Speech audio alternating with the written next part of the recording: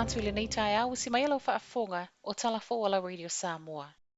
Ua whaamaonia le siaki o le COVID o se tasi o tangata whaingaluenga le whalitali malo a le Auckland's Grand Millennium o le pōna whailo mai e le vaenga o le soifua malo loina lea case fou. Ma e whaapea na maua i siaki masani a tangata whaingaluenga o lo ngālu lua i no fuanga o whaanofo i sea i lātou mai fafo.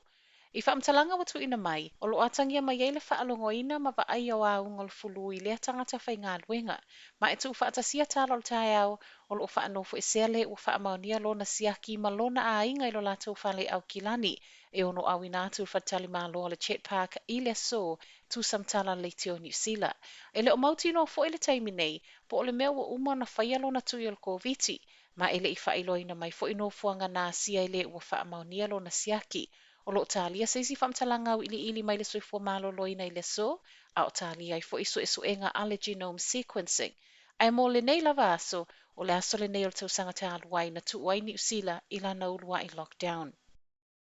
E lua vai aso le ua toi whaatalia i se tala le malo e tu sa malitatala o le whewa isa o loto i le vau New Zealand ma au se talia. O le aso ono a perila le ua saunolta mai tai palemia Jacinda Ardern o le afa atu afa i loa mai e se wha ai unga le malo. E ono i tu o lo sila i le malo e tatau o na wha amalieina, wha atu a mawhaio na tatala lea sa o lo tonga, i lo nao te lenga, o le iai o se awala i tuli loa i pase se mai au se talia, i taimi e mo o miai o na toi wha anofo i sea, fe suia inga wha avavave pe atu e maua wha afua se inisi cases i au se talia, mautu ta penangal soifua malo loina i taimi o fe suia inga, ato ai ma le lava ta pena o malai va alele, kamu pani va alele, ma nisi o wha potonga tu ma oti. Saunoi Jacinda, o le se fulu lima aso o toi wha atali ai, o le a wha awa waife utana inga i le vao le malo, ma malai va alele wha apea kamu pani va alele. E ui ele o mauti noa mai se aso, o le masina fau lava le o lo iei fuanga le malo e alo i aile nei sa alo tonga.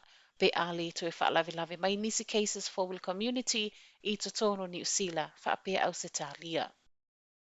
Ua momoli le whaamalo le Minister o Tangata Pasifika i le Fit Family ma lona sao i le soifua malo loina o le community. O le whaiunga le vai aso na whaalawi loa i le suia o le ingoa le pisinisi whaamalo stino o le Fit Life New Zealand i le Fit Family wa iei nei. Ma na mawai le avanoa le Minister le a fionga au pito su a William Seal e saunoa i le whaatau o le soifua malo loina mo tātou tangata ai mai se lava i le taimina pangatia i le COVID. Na whaaftaia fo il kone sula o Samoa au kilani, a fionga whaola toi reu pena pongi i lato umolo au waile nei polo kalame, ai mai se ai, o le fianga i wa ai atu i tangata anu umai Samoa, o manuia i pisinisi ma le soifo malo loina i New Zealand, ma o se wha malo si au fo i lea mo tangata Samoa. O le Fit Family wa walu nei o na tausanga, ma na amata mai i pakuranga i sa sae au kilani, se i o ai le tausanga te aluai na wha lau tele ai au kilani i saute. I se pepo whaamtalanga o lea na whaiwina i fo i lea po le vaenga mua le challenge o le nei tausanga,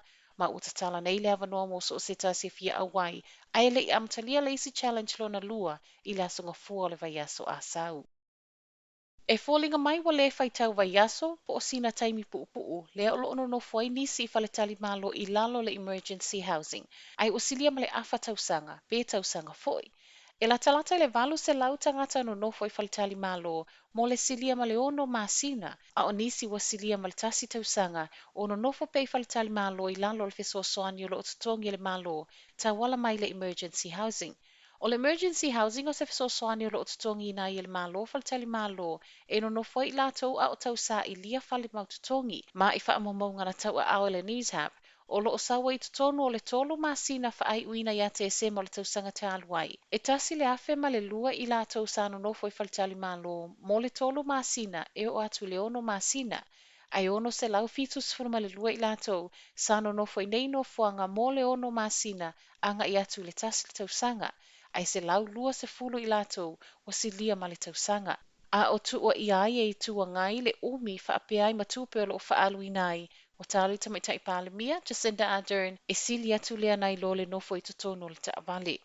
Ma tala wha ai ol nei tae au, o le tau nei fonga mai e le maloa na fuafuanga i wha awhetau iai le pāleni o iai le makete o whale wha atau. Le olo o tele ina le alu i tangata o fia mawani o lato ulua i whale motu, ai o mai lato o lo o whaia lato pisinisi.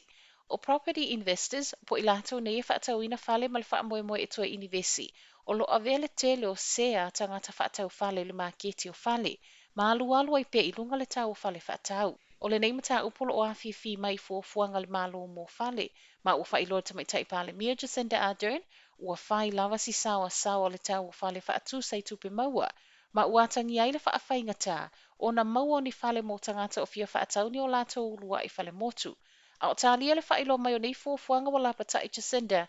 aua nei whaamoemoe o ko meki ona fo ia le nei whaawhitauli, awa ele tasi sei tu e mo o mi ona whaaleleia o le maketi o whale. O fuafuanga i le so o le asa waile si iti o le whai numero o whale, whaatasi ma le whaalelei o le tu ngā whaatia, mo le au whaatau whale, whaapea tangata no fototongi i whale po o renters. Tala nao tae au manuia nei aso.